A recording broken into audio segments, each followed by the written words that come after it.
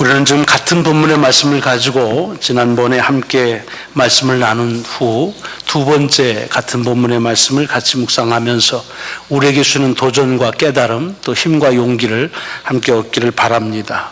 지금 엠마오로 가는 두 제자의 이야기입니다. 지난번에 우리가 그 두 제자에게 우리의 초점을 좀 맞췄습니다. 근데 그들은 주님에 대해서 지금 지난 사흘 동안 일어난 자기들이 경험한 예수 그리스도에 얽혀져 있는 이야기들을 나누면서 길을 가고 있었습니다.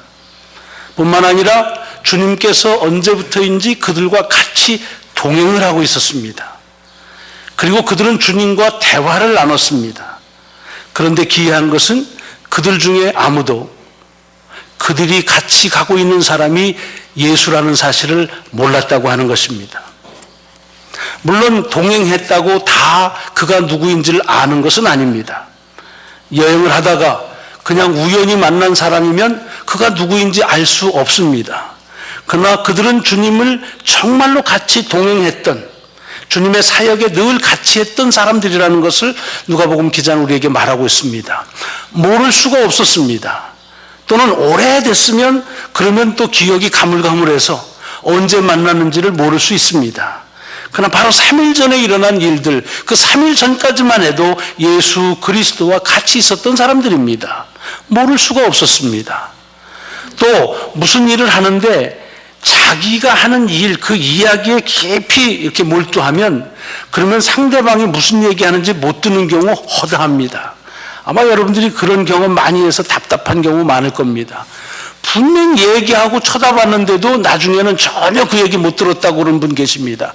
왜냐하면 자기 생각에 집착하고 자기 이야기 할 거 하면은 또 그럴 수 있습니다. 근데 지금 이들은 예수님에 관해서 얘기하고 예수님하고 같이 가고 예수님과 더불어서 대화를 나누는데 예수님이 같이 가고 있다는 사실을 몰랐다는 것입니다. 왜 그랬을까? 여러 가지 이유가 있겠지만 그 중에 하나는 저들은 자기의 생각에 집착하고 있었던 것입니다. 예수는 죽었다라고 하는 이 생각 때문에 그래서 예루살렘에 더 이상 있을 필요가 없어서 엠마오로 향해서 가고 있는 여정이었습니다. 하나님께서 그리스도를 통해 주신 약속을 수없이 들었지만은 그 약속의 말씀보다는 자기의 생각 그리고 자기의 경험 그것 때문에 자기들은 주님이 함께 하면서도 같이 가는 줄을 주님과 대화를 나누면서도 주님이신 줄을 몰랐다는 것입니다. 여러분 이것이 우리에게 어떤 도전을 준다고 같이 말씀을 나눴습니까? 우리도 그와 같을 수 있다는 것입니다. 우리가 예수님에 대해서 너무 잘 압니다. 다른 사람들이 교회가 무엇이냐라고 하면 말할 수 있습니다. 뿐만 아니라 우리는 주님이 우리와 늘 동행하신다고 고백합니다. 그리고 기도에 대한 열정이 있습니다. 주님과 대화를 나누는 기도에 푹 빠지는 삶을 산다고도 말합니다. 그러나 여전히 우리 가운데서도 내가 주님과 동행하고 있다고 하는 사실을 잊어버리고 또는 그것을 전혀 의식하지 못하는 그런 삶을 사는 경우가 많다고 하는 사실을 우리는 부인할 수가 없다는 것입니다. 분명히 주님과 동행한다고 한다면 그렇게 살 수가 없는데 예수에 대해서도 알고 동행한다고 고백도 하고 주님을 향해서 기도의 생활도 열심히 한다고 하면서도 주님과 동행하는 것과는 전혀 다른 삶을 사는 경우가 꽤 많이 있는 것을 제 자신을 통해서나 주변을 통해서 볼 수가 있어서 아마 이와 같은 우리 자신을 보라고 하는 주님의 도전의 말씀으로 같이 그 말씀을 함께 나눴습니다. 오늘은 우리가 같은 본문의 말씀을 보면서 이제 제자들을 봤던 그 초점을 예수 그리스도에게 한번 좀 돌렸으면 좋겠습니다. 이건 무슨 얘기냐? 여러분 지금 제자들은 주님이 자기들과 같이 가는데도 주님인 줄을 모릅니다. 그렇죠? 그분에 대해서 얘기하고 있으면서도 그분의 얘기의 대상인 주인공인 그분이 자기들과 같이 있다는 사실을 모릅니다. 근데 중요한 것은 그렇게 제자들이 당신과 같이 가고 있으면서도 당신인 줄을 모를 때에도 주님은 그들과 같이 동행했다고 하는 사실입니다. 그럼 이것이 왜 중요하냐면 우리는 어떤 사실과 사건에 대해서 내가 아는 것을 퍽 중요하게 여깁니다. 매우 중요합니다. 그래서 아는 것이 힘이라고 말합니다. 우리 학생들 많이 했죠. 이놈아 공부 열심히 해라. 많이 알아야 된다. 그래야 알아야만 세상을 잘 산다. 맞습니다. 우리가 무엇인가를 안다고 하는 일은 내가 알고 싶어하는 사실이 사실인 것처럼 그것이 팩트가 팩트라는 사실을 우리 속에서 컨펌하는 확증을 가질 수 있는 매우 좋은 그런 수단이 됩니다. 그래서 안다고 하는 일은 우리가 지속적으로 해야 될 일입니다. 그러나 어떤 사건과 사실을 안다고 하는 것이 그것을 아는 그때 비로소 그 사실이 사실이고 우리가 어떤 사건을 알 때 그 사건이 그때 비로소 일어난 것은 아닌 것입니다. 너무 자연스럽고 당연한 거지요. 근데 가끔씩 우리는 그렇게 우리가 스스로 아는 것을 중요하게 여기다가 마치 내가 어떤 사실을 알므로 비로소 그것이 그 사실이 일어난 것처럼 여겨지는 그런 우를 범할 때가 참 많습니다. 구원도 마찬가지입니다. 내가 구원함을 받았다고 하는 사실을 알고 경험하는 것 그것으로 하나님의 구원이 그때서야 비로소 이루어진 것으로 그렇게 여길 때가 많습니다. 야 이놈아 이제야 네가 아냐? 내가 너 알기를 깨닫기를 얼마나 기다렸는데 이제 알았으니 내가 널 구원해 주마. 이렇게 생각하는 경우가 매우 많습니다. 그러나 하나님의 구원은 우리가 알기 훨씬 전에 보다는 구원은 고사하고 죄가 무엇인지도 알기 전에 이미 이루어졌다고 하는 사실을 성경은 지속적으로 우리에게 말씀해 주고 있는 것입니다. 여러분 무엇이 존재한다고 하는 것은 그것이 존재한다는 사실을 아는 것도 중요하지만 우리가 서로 모른다 하더라도 그 존재한다는 것을 부인할 수 없습니다. 여러분 이 세상에서 지금 많은 일들이 지금 일어나고 있습니다. 우리가 다 알 수 없습니다. 그러나 알 수 없다고 해서 이 세상에 일어나고 있는 일들이 일어나지 않고 있다고 부인할 수 없습니다. 다 알고 있다고 다 일어나고 있다는 사실은 우리가 알든 모르든 그것은 사실이라고 하는 것을 인정해야 합니다. 여러분 성경을 보면은 성경에서는 이와 같이 하나님께서 우리를 향해서 선제적으로 먼저 미리 우리에게 필요한 것들을 공급하시고 인도하신다고 하는 사실을 지속적으로 우리에게 말씀하고 있습니다. 여러분 성경의 첫 번째 책이 창세기입니다. 창세기를 보면은 이 세상의 모든 것을 지으시는데 그때가 언제냐면 사람들이 이 세상에 해가 떴구나, 새가 있네, 동물이 있네 라고 하는 것을 알기 훨씬 전입니다. 하나님은 사람이 알기 훨씬 전에 사람에게 필요한 것들을 이미 창조하셨다는 것을 전제하고 역사를 기술하기 시작합니다. 아니 사람이 창조되기 전부터 하나님은 그 모든 것들을 이루셨다고 하는 사실에서 우리의 인간의 역사를 시작합니다. 그건 뭘 의미합니까? 우리가 알고 깨닫는다고 하는 것이 매우 중요한 것이긴 하지만 하나님의 역사는 우리의 암과 깨달음의 역사보다 훨씬 미리 일어난 일이라고 하는 것입니다. 여러분 바울이 에베소에 보내는 편지를 보면은 구원에 대한 얘기를 이렇게 확증적으로 얘기하고 선언적으로 말하고서 편지를 씁니다. 그것이 뭐냐 하면 우리에게 복음을 주셔서 내가 구원함을 받은 것은 지금 일어난 일이 아니라 언제 일어나느냐 하면 창세 전에 하나님이 이 모든 것을 지으시기 전에 당신의 자녀 우리를 삼으시기로 계획하시고 확정하시고 그리고 우리를 지으셨다고 그렇게 바울은 에베소 교회에 말하고 있습니다. 다시 얘기하자고 한다면 하나님을 향하신 구원은 내가 느끼기 훨씬 전에 이미 주께서 이루신 사실이라고 하는 것입니다. 여러분 누가복음 10장을 보시면 주님께서 70명의 제자들을 파송합니다. 그래서 당신께서 하시길 원하시고 또 하시는 일들 하나님의 나라를 선포하고 귀신을 내어 쫓고 병자를 고치는 일을 위임하십니다.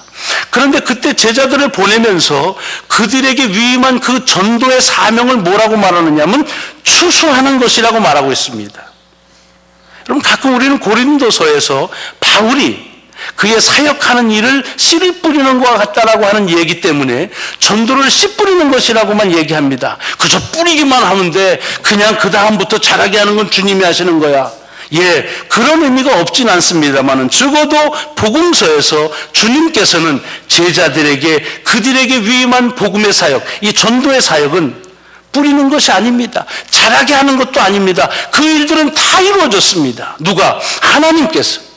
사람의 구원에 대한 모든 것들은 다 이루시고 이제는 하비스트하라, 추수하라 라고 말씀하신다는 것은 뭘 전제했느냐 하면 제자들이 나가서 선포하기 전에, 그리고 그 선포를 받아서 이 사람들이 그 말을 믿기 전에 이미 하나님의 역사는 이루어졌다고 하는 사실을 우리에게 알려주는 말씀입니다.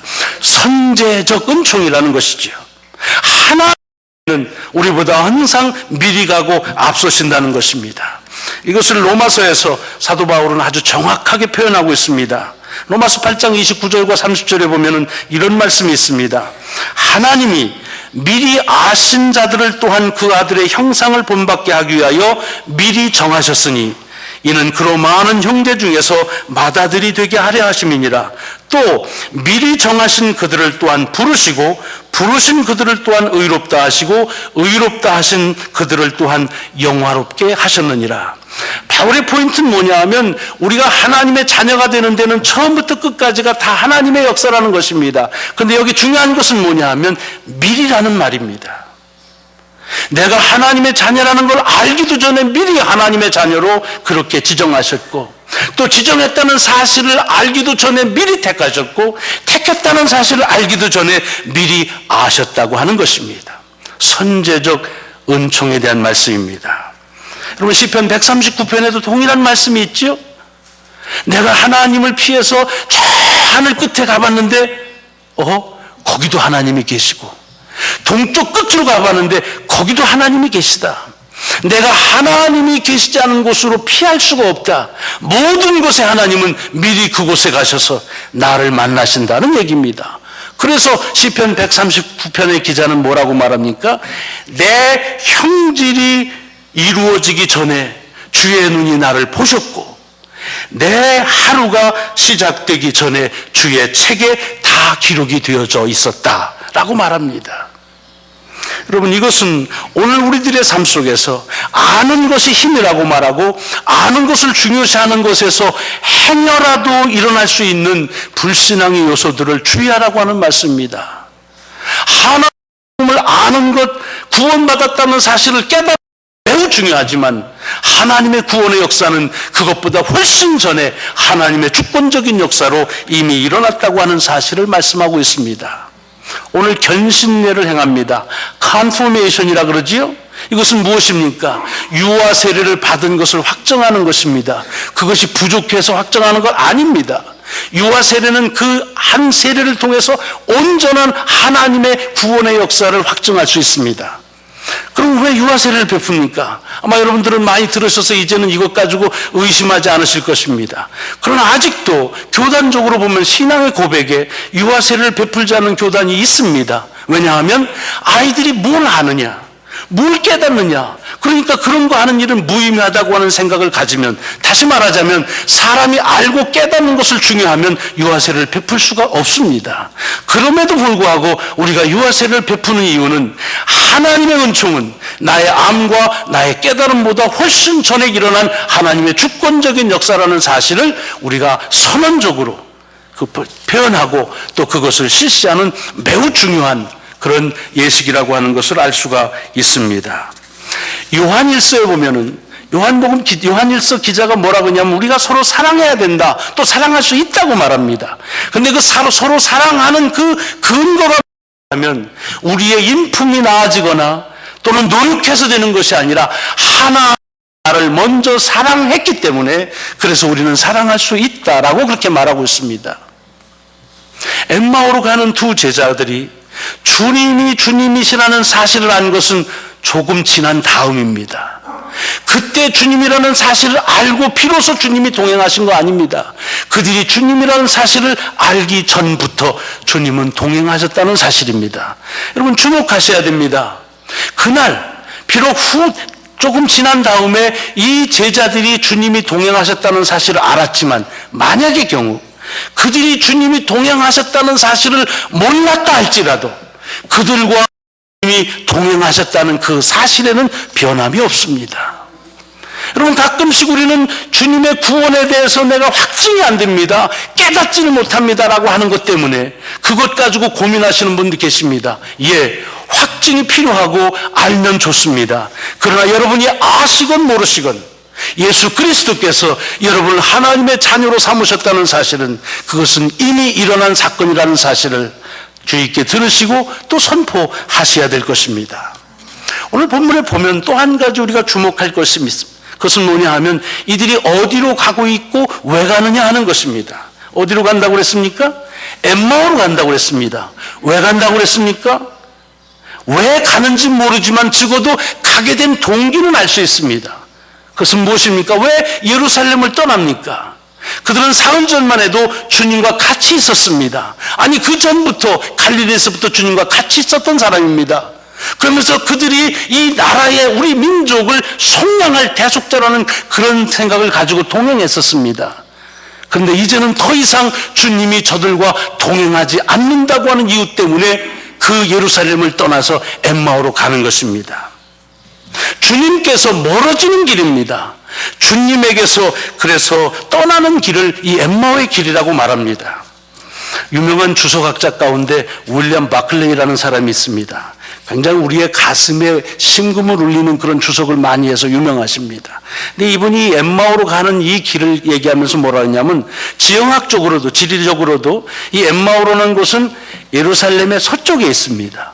그래서 아마 거기에 착안하셔서 이제 서쪽을 향해서 간다 라고 하는 말은, 서쪽은 해가 지는 곳입니다. 그러니까 해가 지는 쪽으로 가고 있는 걸음이다. 이제는 해가 없는 어두움을 향해 가는 길이다. 그리고 그곳은 주님을 멀리 떠나는 길이라고 하는 그런 묘사를 한 것은 매우 설득력이 있는 그런 주석이라고 생각을 합니다.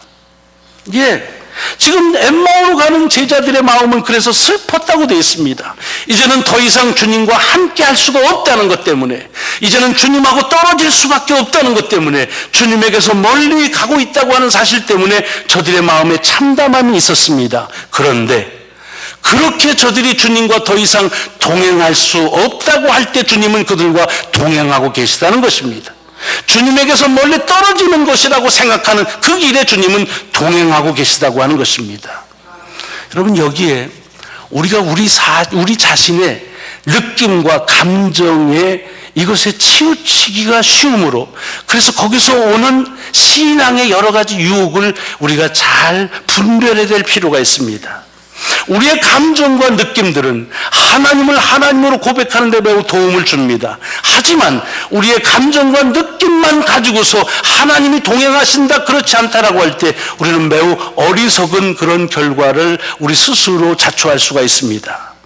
그럼 신앙생활 하다 보면 우리도 주님과 같이 동행하면서, 맞아, 주님이 나와 함께 하셔, 주님은 나의 하나님이 되셔, 그렇게 간절할 때가 있습니다. 그럴 때가 있다는 말은 반대로 그렇지 못할 때가 있습니다. 하나님이 나를 버리신 것 같고, 하나님에게서 멀리 떠난 것 같고, 이제는 하나님은 다시 볼 수 없는 것 같을 때가 있습니다. 여러분, 성경에 보면은 그런 이야기들은 많이 우리에게 예시되어 있습니다. 대표적인 게 이스라엘 백성들이 바벨론의 포로로 잡혀갈 때지요. 거기 가서 그들은 어떻게 생각했습니까? 이제는 더 이상 하나님을 예배할 수 없다. 이제는 예루살렘에서 멀리 떨어져서 바벨론에 왔으니 더 이상 거기로 갈 수가 없다. 우리는 하나님에게서 멀리 떨어졌다.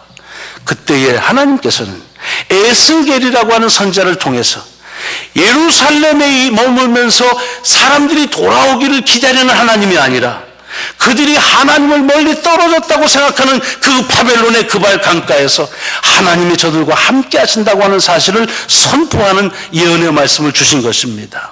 더 나아가서 이사야를 통해서는 뭘 말씀합니까?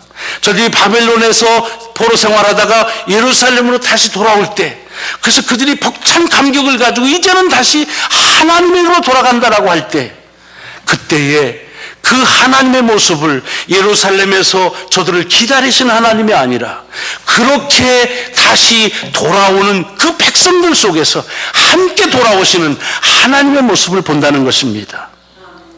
여러분, 우리가 하나님과 같이 있다고 하는 사실을 깨닫는 것은 신앙에 매우 귀중합니다. 그러나 반대로 하나님을 멀리 떨어졌다고 하는, 하나님을 믿지 못한다는 거 할 때 우리가 만약 우리의 느낌만 가지고 신앙을 한다면 답이 없습니다.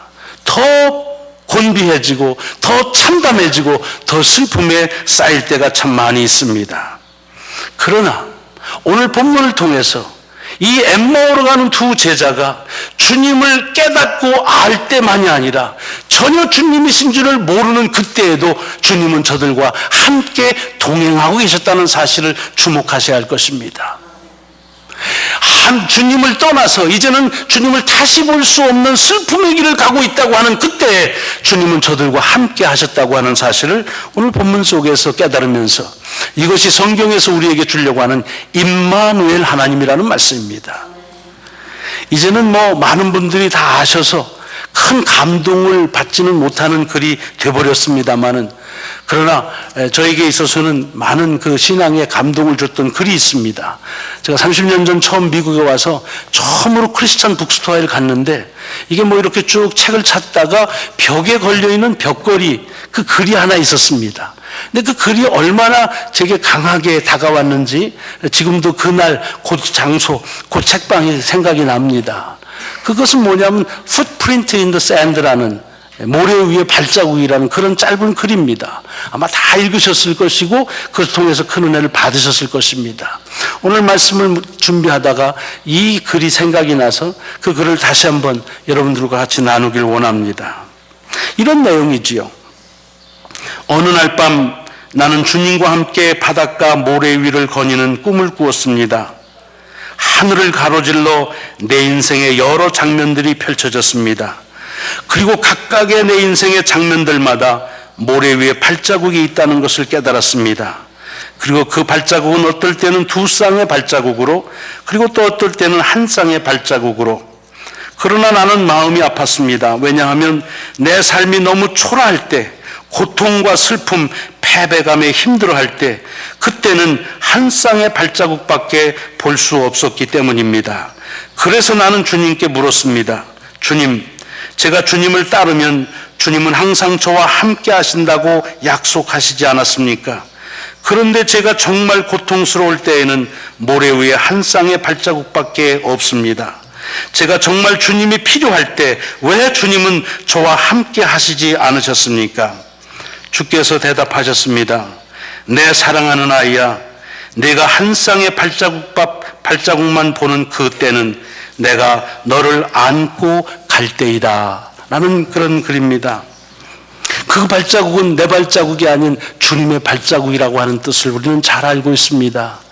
여러분, 우리가 주님께서 우리에게 그리스도가 되시고 또 하나님이 왕이 되신다는 사실을 깨닫는 것, 매우 소중한 하나님의 선물입니다. 그러나 여러분들이 그것을 깨닫지 못한다 할지라도, 아니 더 나아가서 정말 하나님은 나를 버리신 것이 아닐까라고 해서 마치 예루살렘에서 더 이상 주님과 동행할 수 없다는 시리 속에서 엠마오로 가고 있는 두 제자에게 그들이 주님이 동행한다는 사실을 모르는 그때에도 주님은 그들과 함께 동행하셨다는 사실을 꼭 기억하시기 바랍니다.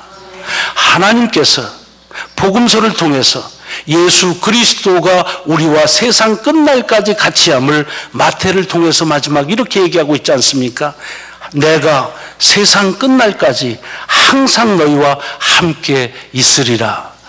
임마누엘의 하나님이 여러분이 인정하건 인정하지 않건, 여러분이 아시건 모르건, 여러분이 깨닫건 깨닫지 못하건 여러분과 동행하고 계시다는 사실을 믿으시기를 주의 이름으로 축원합니다. 기도하시겠습니다.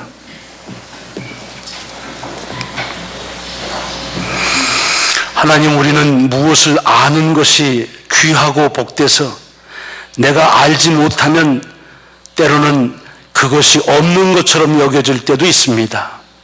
알게 하신 것 감사합니다. 또 아는 것이 힘이긴 합니다. 그러나 일어난 일들은 이미 우리가 알기 전, 깨닫기 전에 이미 일어난 일인 것을 또한 저희들로 바라봅니다. 주님, 언제나 우리보다 미리 앞장서서 우리 인도하신 하나님의 은혜를 다시 한번 우리 속에 다잡게 하여 주옵소서. 내가 주님을 알건 모르건, 깨닫건 깨닫지 못하건 주님은 내 사랑하는 자녀들아 라고 말씀하시면서 우리와 동행하고 계시는 분이심을 주님 저희로 다시 한번 고백하게 하여 주옵소서. 우리 구주 예수 그리스도의 이름으로 감사하며 기도드리옵나이다. 아멘. 아멘.